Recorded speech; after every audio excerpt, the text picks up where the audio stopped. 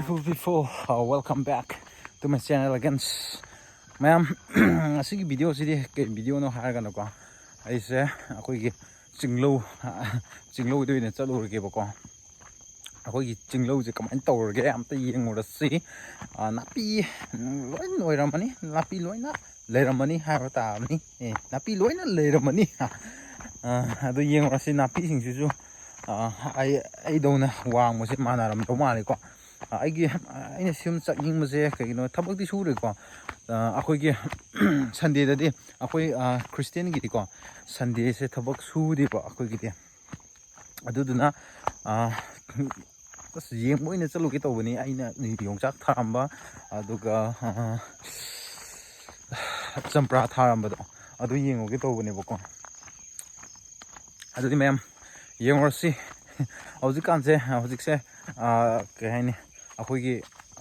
ima hoi jo lowda chatpa se pak sangdre bako sangdre je kai maram gi no har ganda ma je akoi ma hoi je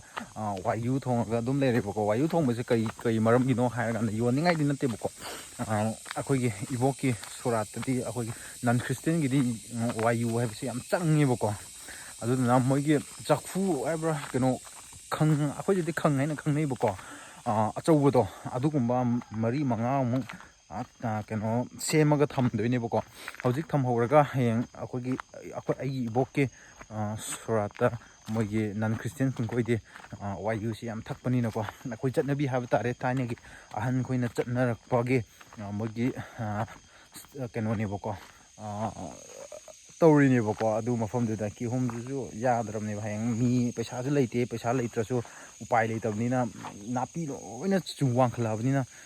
upai rakta de mi ne patam ni paisa leitrasu ko pubra keno tobra ko adu mi ne ka to ki batabni bam jitu si hempam ju padana sengbidre bako habadi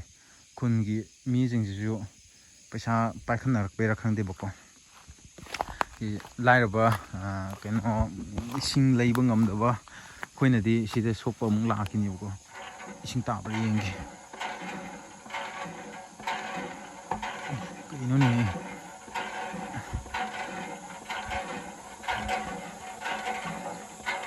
ta de da singju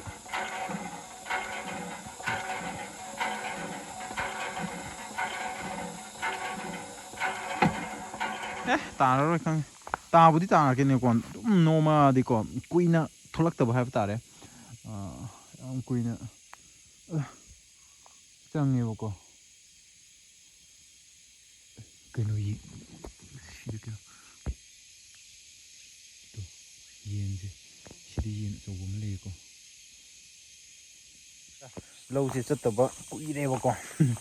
aduduna akoi ibok le ga na mage ma low chatki baga na ko aina dum magi post ai puba adum low lak pi ba tare ko magi mangra guma mana le ga na han mangra guma tharame bako mangra guma thaba ji ma di pubadi ngamde dana aduna aina la ga teng adum tawbi bane bako hojikti box le rabnina low jing ju dum tarak le ri bako tawgani to oi bako chinglo ha bajidi aina su sampra kai ka yongja kai ka thajan bane bako yam nungsi ahan yum amada imungda ahan leitaba ha bajidi bok ama le ramade ya nungai gani bok haina kawbo mingo ju phangdre bako hojikse nahandi yum aina kanchipur lekra ko yumda la ga na ibok na amadi harau hojikse ibok leitre pupus leitre igide mingoze pupu haibo mingoze kawbo phangdre ibok haibe mingozu kawbo phangdre bo lambi je ni hojikan je yam chatna do bai khangde ko yamna keno tawreba napi ma hojale e bako lambi si ju buki chalae chatko je ai to amta ni chali se oh keno sigi wa je lo oina ti le ram yo si de yo sigi wa je lo oina ti le ram ni an han nusit akan ma lai ki bodo adu da gi ne bako si pokri ko ising tam le ga ti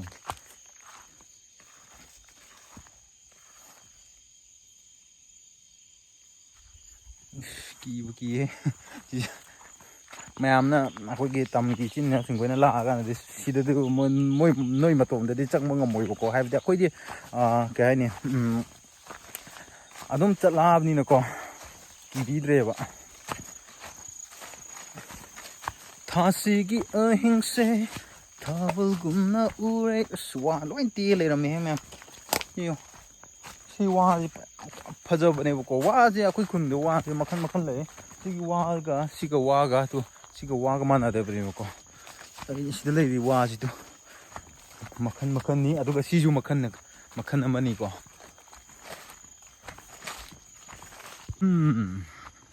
ꯃꯌꯥꯝ ꯁꯤꯗ ꯊꯣꯛꯂꯛꯑꯗꯤ ꯀꯃꯥꯏꯅ ꯇꯧꯕꯤ ꯀꯩꯒ ꯊꯣꯛꯂꯛꯑꯗꯤ ꯍꯦꯛꯇ ꯐꯨꯅꯅꯤꯍꯦ ꯑꯩꯗꯤ ꯁꯤꯕ꯭ꯔꯥ ꯁꯤꯗꯕ꯭ꯔꯥ ꯈꯪꯗꯦ ꯁꯦꯁ ꯁꯤꯗ ꯂꯧꯕꯨꯗꯤ ꯌꯧꯔꯦꯕꯀꯣ ꯃꯌꯥꯝ ꯑꯩꯈꯣꯏ ꯏꯃꯥꯅ ꯐꯗꯤꯒꯣꯝ ꯀꯥꯏꯒ ꯊꯥꯖꯤꯟꯕꯅꯦꯕꯀꯣ ꯁꯤꯗ ꯑꯗꯣ ꯑꯩꯅ ꯊꯥꯕ ꯌꯣꯡꯆꯥꯛꯇꯨꯗꯤ ꯋꯦꯔ ꯁꯤꯗ ꯑꯃ ꯊꯥꯈꯤꯕꯅꯦ ꯑꯩꯅ ꯌꯣꯡꯆꯥꯛ ꯑꯩꯈꯣꯏ ꯏꯃꯥꯅ ꯀꯩꯅꯣ ꯇꯧꯈꯤꯕ ꯑꯁ ꯁꯤꯗ ꯂꯩꯔꯦ ꯌꯣꯡꯆꯥꯛꯁꯦ ꯀꯨꯏꯔꯕ ꯃꯇꯨꯡꯗ ꯃꯌꯥꯝ ꯌꯦꯡꯉꯣ ꯂꯧꯁꯦ ꯌꯦꯡꯉꯣ ꯐꯤꯕꯝꯁꯦ ꯌꯦꯡꯉꯣ ꯂꯣꯏꯅ ꯖꯪꯒꯜ ꯁꯥ ꯂꯩꯔꯝꯃꯦ ꯌꯦꯡꯉꯣ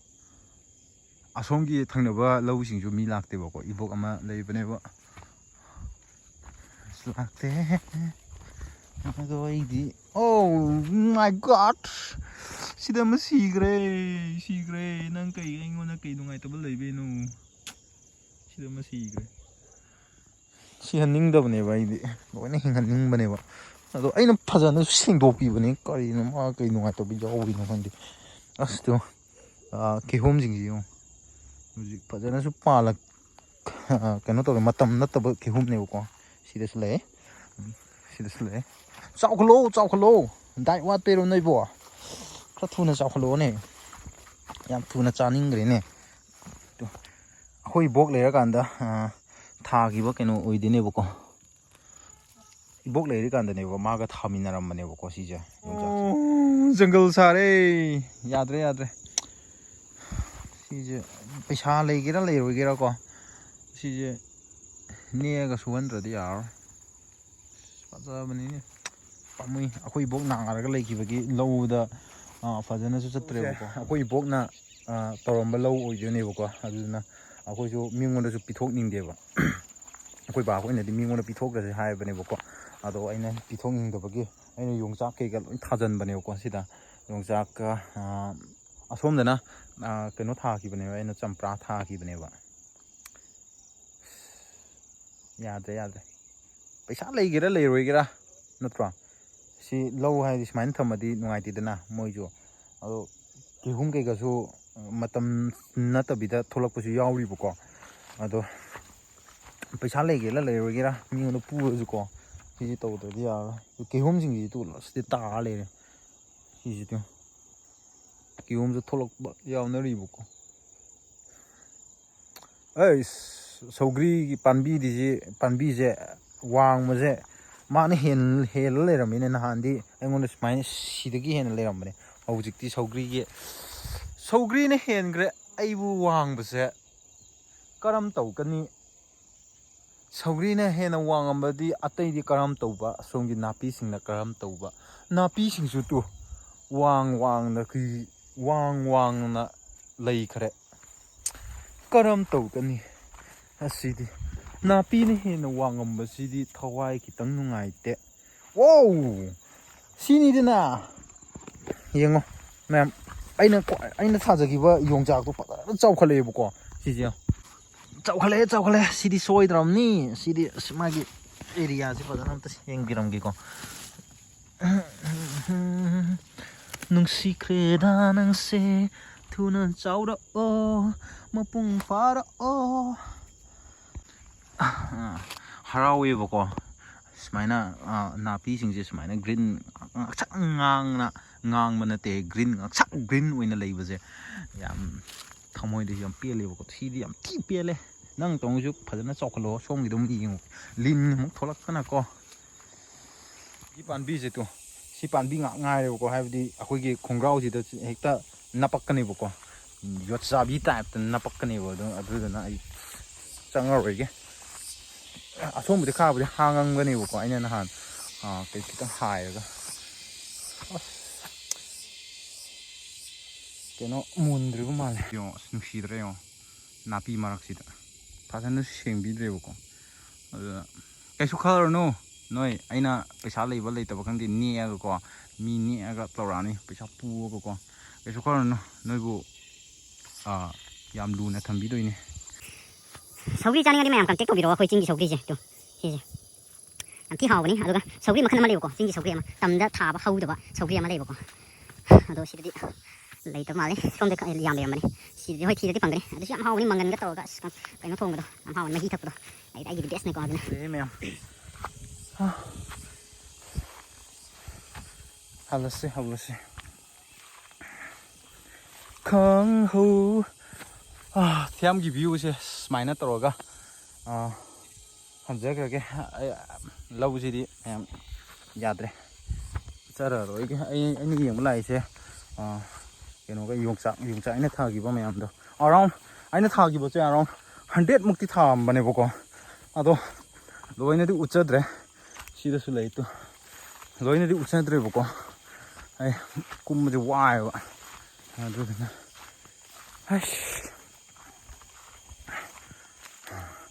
मैम स्माइन तौरगा वारी तौजरकेबको अखोगी नहान आई सिबाई केम IRB केम की अखोई खुन की सिबाई लेतब मथक की सिबाई लेतब केम दो अदुगी वारी से मैम स्माइन तौबनेबको वारी बुदि आइन फजनदि खंग्द्रिबको अदुगी वीडियो सु सेमकनी अखोगी खुनदसु अदुगी सिबाई ओइबा मी अमा लैबको माना लिजरकनीबको वीडियो डेट 3 दा हाइना किमनी अदुगी वारी से आमता तो वीडियो से आमता नमजेगेना अमामदा रिक्वेस्ट तौग्रेबको याइबको हराउना याइबको अदो आई सोजन थागलकनीबको मैम कैसु नुंगाइतब तौबिगनुको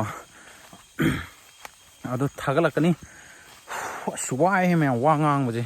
चिंगदा काव कुम तौबजे आई थागलकनीबको मैम अदुगे वारी से हाइफेटंग दे आई हाइजरमगेबको अखोइगे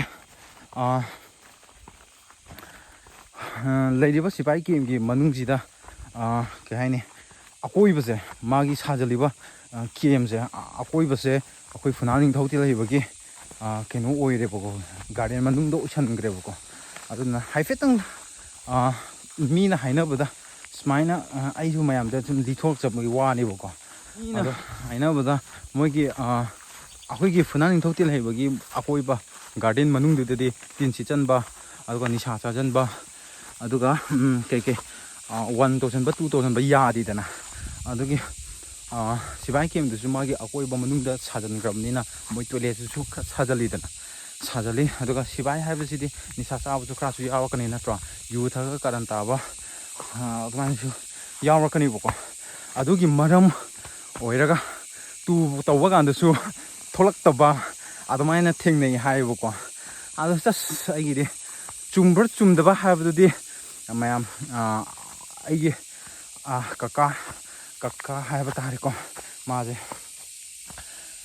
माना लिरानी वीडियो से मैं सोइदना आइना थागलकनी अदुदुना मयामसु ngaibiromko ngaibiromu mayam pitapot saage मुल्लवा तू ले गए नहीं लाओ ये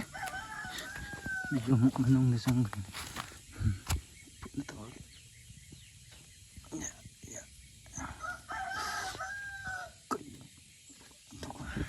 ठीक है इनके सेटअप जो ये चागे हम थाव बनी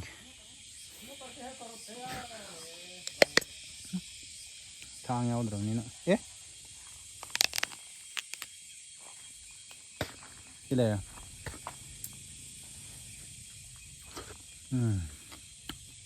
ए तुइले ने आबा तुइले संबा हाविने आइवंग से लेफ की वगुम खलुरे क्वाइदगी फजबा मफम हाइबा तारेको सिदगी इंथोरकदइले बस्य की व्यू जी हेन फजबने हक्सी लांग ती नुंगाइबने सिगी मफम से